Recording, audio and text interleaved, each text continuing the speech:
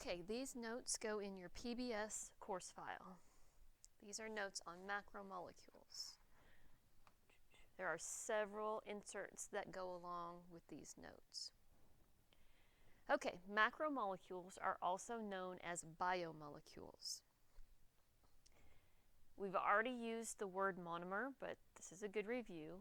A monomer is a single or small organic molecule.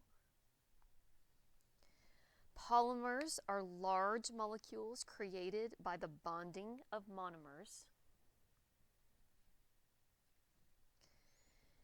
Dehydration synthesis is also known as condensation reaction. This is a type of chemical reaction. These two terms mean the same thing. Dehydration synthesis, condensation reaction mean the same thing. This is my abbreviation for reaction. If that's not something you're familiar with, then you can write out the term or use your own abbreviation. So in this reaction, there is a removal of water in order to bond monomers to form a polymer. Hydrolysis, lysis, when we're busting the cell cycle or busting the cell membrane, hydro indicating water.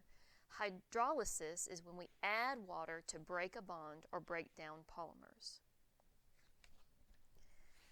So this insert gives a general overview of all four macromolecules: carbohydrates, lipids, proteins, and nucleic acids.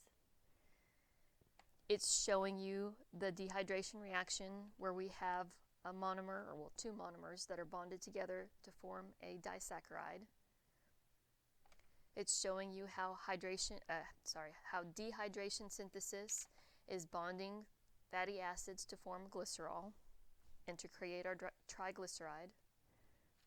It's showing how monomers amino acids are bonded together with dehydration synthesis to form peptides, and how our monomer nucleotides are being bonded together to create DNA or RNA.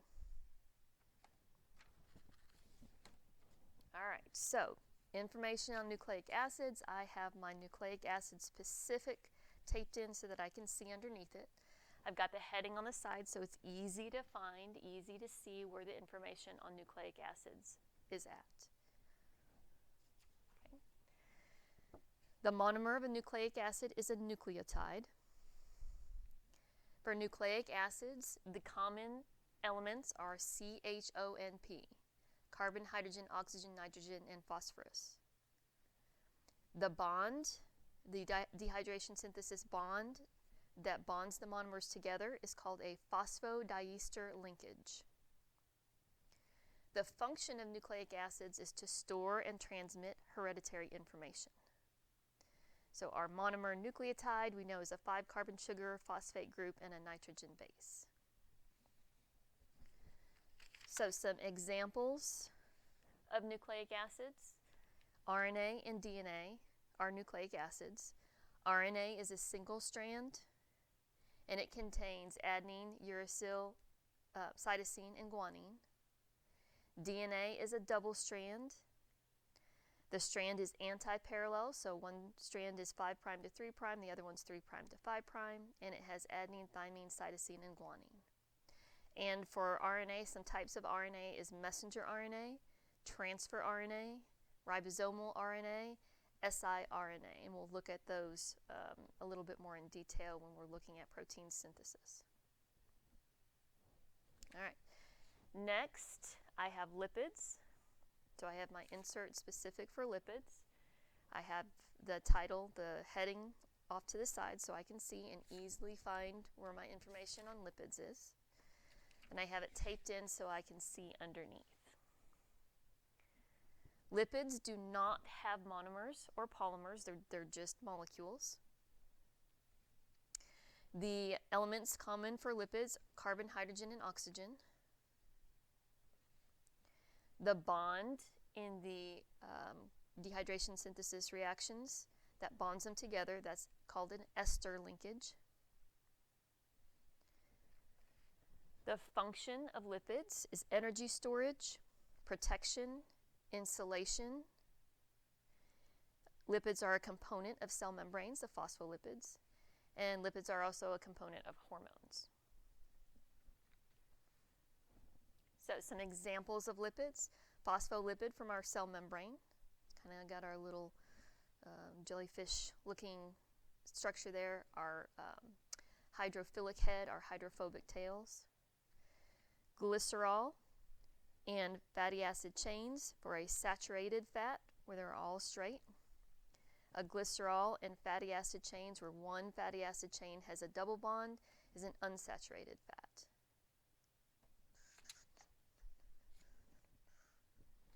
Okay. Next,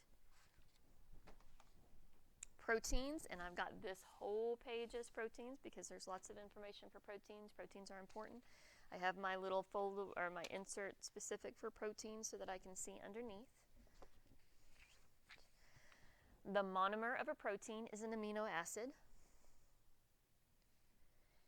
Carbon, hydrogen, oxygen, nitrogen, and some sulfur. CHON are the common elements for proteins. The word part ACE, when I see something ACE, I have that ACE ending on it, that's going to give me a clue that that's probably a protein. The bond that bonds together our monomers is a peptide bond. There are lots of different functions for proteins. The main functions are to control reactions within the cells as enzymes, so enzymes are proteins. And there are lots of cell structures that are proteins. Denaturation is a effect of protein when the protein's shape changes and it actually can decrease the function of the protein. It's going to make it so that it doesn't work the way it's supposed to or doesn't work at all. So denaturation, the protein changes shape or it changes its folding due to pH, temperature, or salinity. Some proteins can return to their original shape, but some are permanently changed. The structure of a protein affects its function.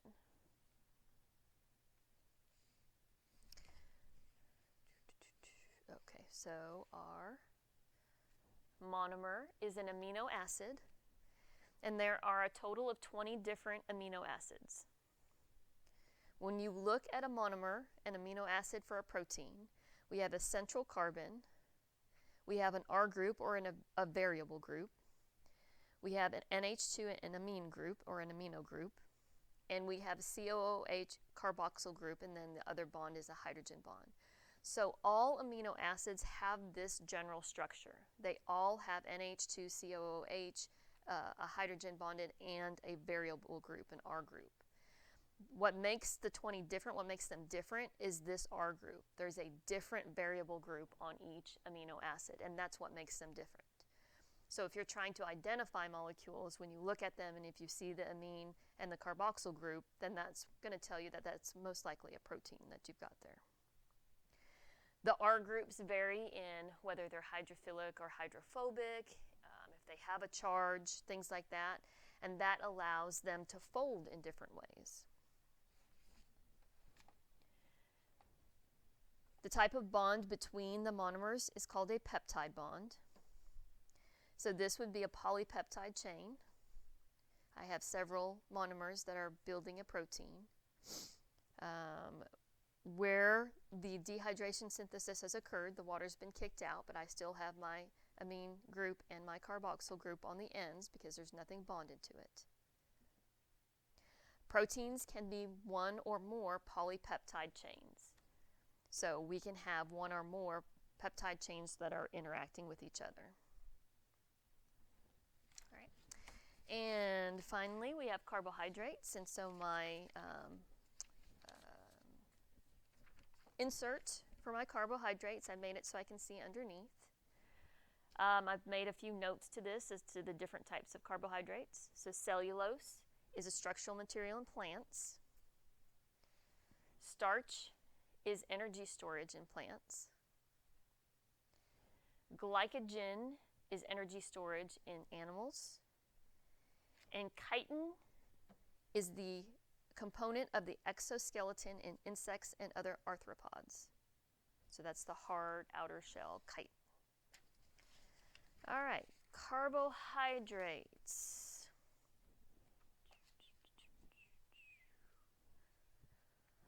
The monomer for a carbohydrate would be a monosaccharide.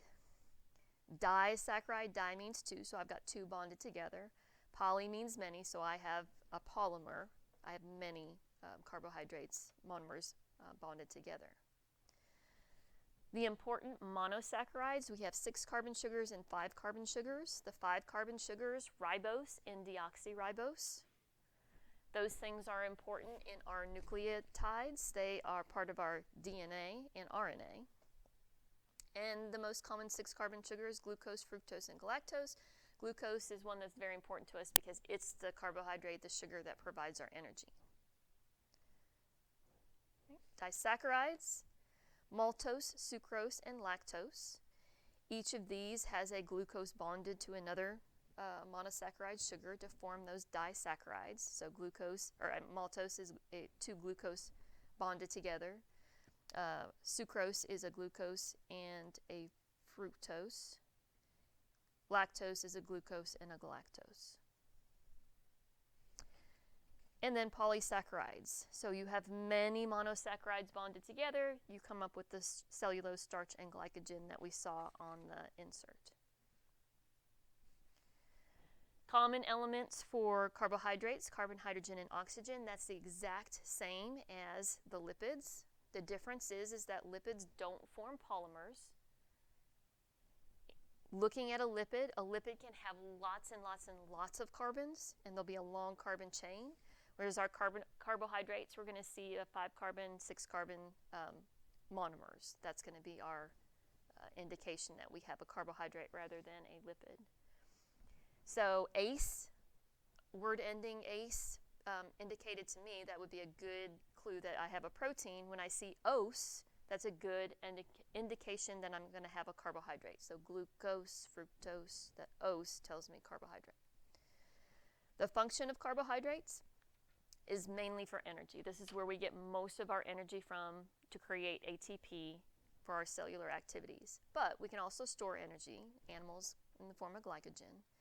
And there are some structural materials, cell structures that are made of carbohydrates. So our energy, the glucose is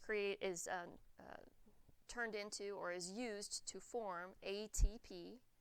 ATP stands for adenosine triphosphate, and it's our form of cellular energy. The type of bond that bonds carbohydrate monomers together is a glycosidic linkage. And these are 2 examples of how you can see a carbohydrate monomer. When it's in a liquid, a fluid, a water solution, it's going to form a ring. Otherwise, it can be in a straight line. But once again, keep in mind that the number of carbons are going to be limited in carbohydrate monomers. So I have 1, 2, 3, 4, 5, 6. This is a 6 carbon sugar. And then when you put it into a liquid environment, which our cells are a liquid environment, it goes from this linear structure into a circular structure. So here's the matching carbons within that structure. So here's our 6-sided structure.